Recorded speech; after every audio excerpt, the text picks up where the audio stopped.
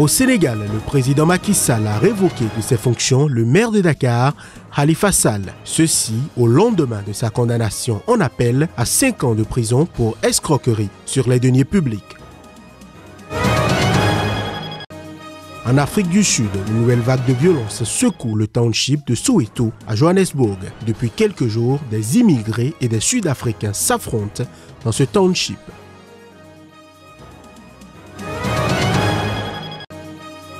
Au Cameroun, l'incendie a ravagé le marché de Bonamoussadi dans le 5e arrondissement de la ville de Douala. Plusieurs boutiques ont été entièrement consumées par les flammes.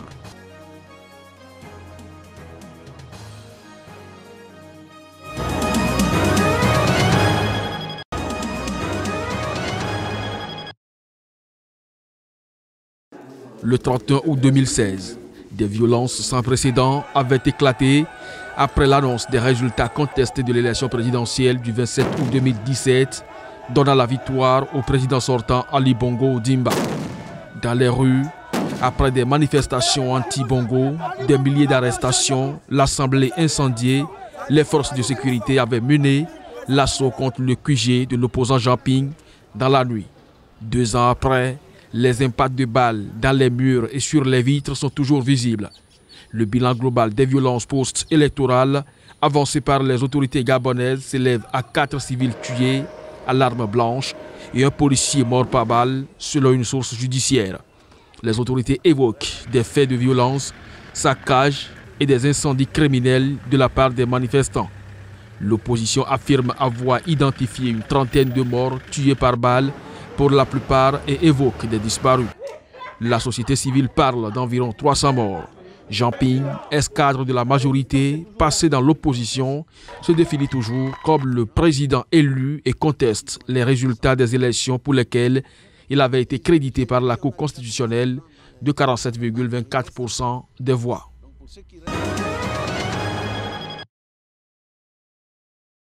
La Cour d'appel de Dakar a confirmé jeudi la peine de 5 ans décidée en première instance à l'encontre du maire de Dakar, l'un des principaux opposants du chef de l'État et candidat déclaré à la présidentielle de février 2019.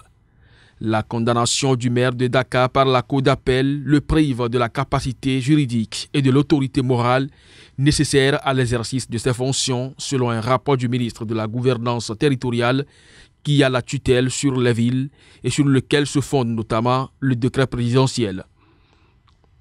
C'est catastrophique à ce stade de la procédure que le président Macky Sall prenne un décret pour révoquer Khalifa Sall. C'est admettre qu'il est définitivement fautif alors que les voies de recours ne sont pas encore terminées, a déclaré Babacar Ba du Forum du juriste.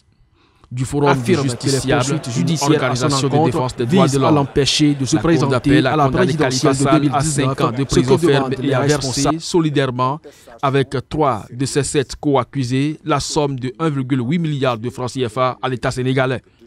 Homme politique populaire de 62 ans, Khalifa Sall est considéré comme l'un des rares adversaires à pouvoir menacer dans les urnes le président sortant Macky Sall, qui devrait briguer un second mandat en février 2019.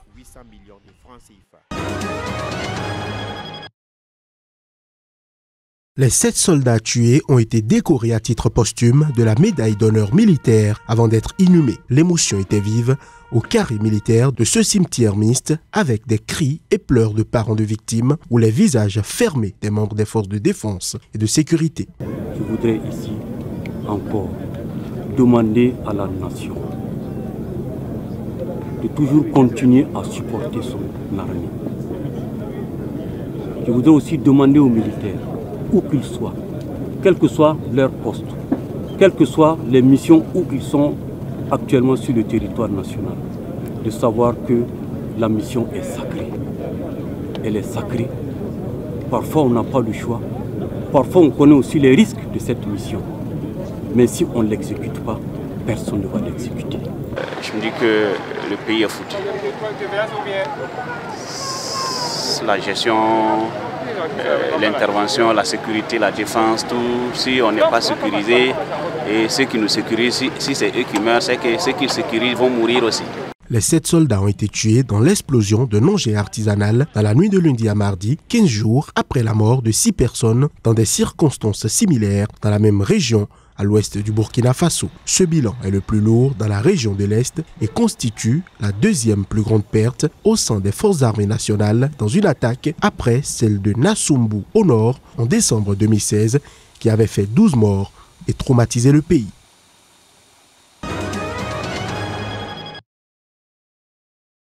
Poursuivi depuis 2017 pour corruption en Tunisie, Khaled Kadour, dont le procès est toujours en cours, a été démis vendredi de ses fonctions de ministre de l'Énergie et des Mines. Âgé de 60 ans, il avait comparu en novembre 2017 devant un juge du pôle financier pour corruption administrative et financière au sein du ministère, mais était resté à son poste. Également impliqué dans le dossier, le secrétaire d'État du ministère de l'Énergie, les 2 directeurs généraux, respectivement des affaires juridiques et des carburants, ainsi que le PDG de l'entreprise tunisienne d'activités pétrolières, ont aussi été démis de leurs fonctions. Tous seront convoqués et entendus par la justice pour avoir permis à une personne d'exploiter des puits pétroliers et d'en avoir tiré profit sans autorisation. Parallèlement, une commission d'experts sera mise en place pour restructurer le ministère de l'Énergie et des Mines qui va désormais être rattaché à celui de l'Industrie. Pour rappel, Fadel Abdelkefi, ministre des Finances par intérim et ministre de l'Investissement, avait été contraint à démissionner en août 2017 après une condamnation à 3 ans de prison pour corruption à l'issue d'un procès par contumace dont il avait indiqué ne pas avoir été informé. Après avoir fait appel, il avait finalement bénéficié d'un non-lieu.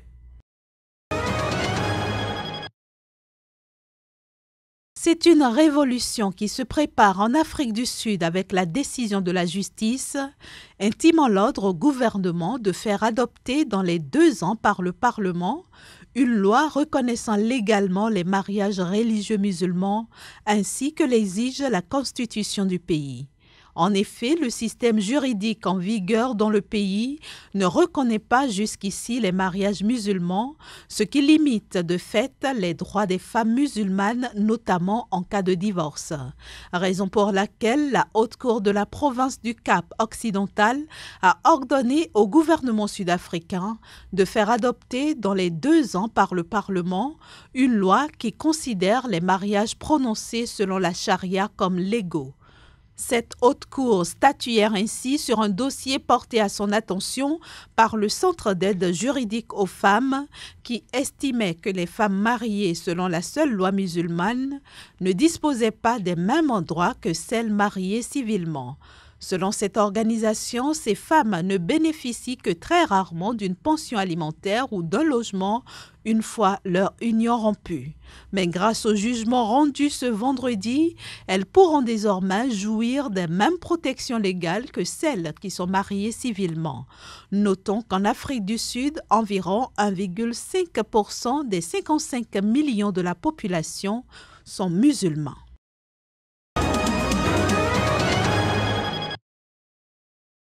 Kyagulanyi a été inculpé de trahison, au même titre que 32 co-accusés à la suite d'un incident à Arua, dans le nord du pays le 14 août, au cours duquel des pierres ont été jetées sur le convoi du président ougandais Yoweri Museveni, venu soutenir le candidat de son camp à une élection partielle.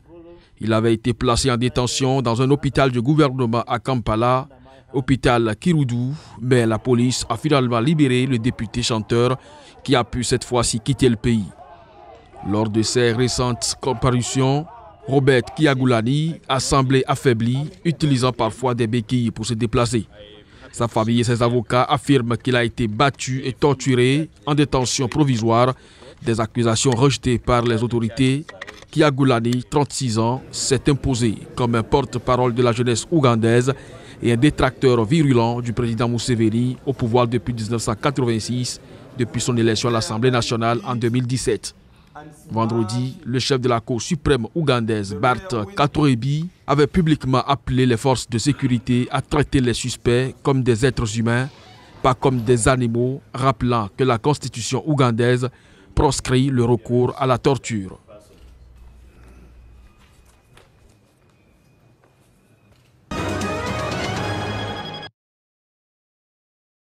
Sans surprise, le Conseil de sécurité de l'ONU a prorogé vendredi le régime général de sanctions visant le Mali.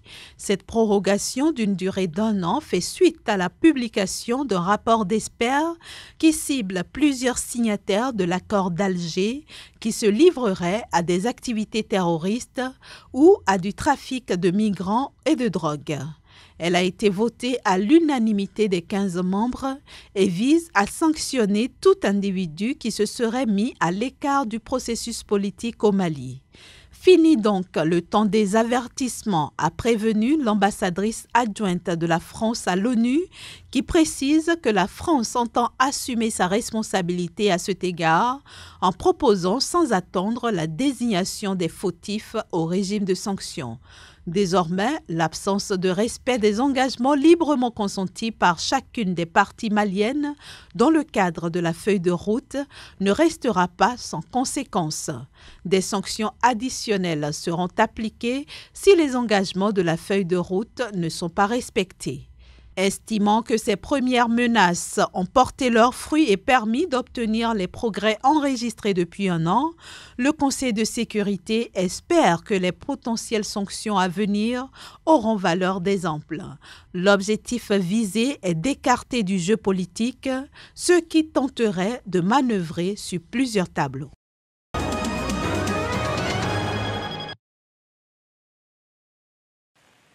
Une partie du marché de Bonam Sadi, situé dans le 5e arrondissement de la ville de Douala, a été ravagée par les flammes. L'incendie qui s'est déclenché vers minuit à l'intérieur du marché a continué son embrasement malgré l'arrivée des sapeurs-pompiers autour d'1 h du matin.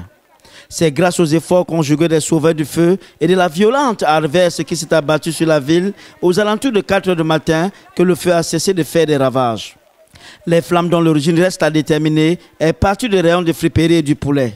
Si l'on ne dénombre aucune perte en vie humaine, les dégâts matériels sont véritablement importants et s'estiment à milliers de francs CFA. J'ai tout perdu, les sacs de maïs, les sacs de pistas, les sacs de couscous-bagnon.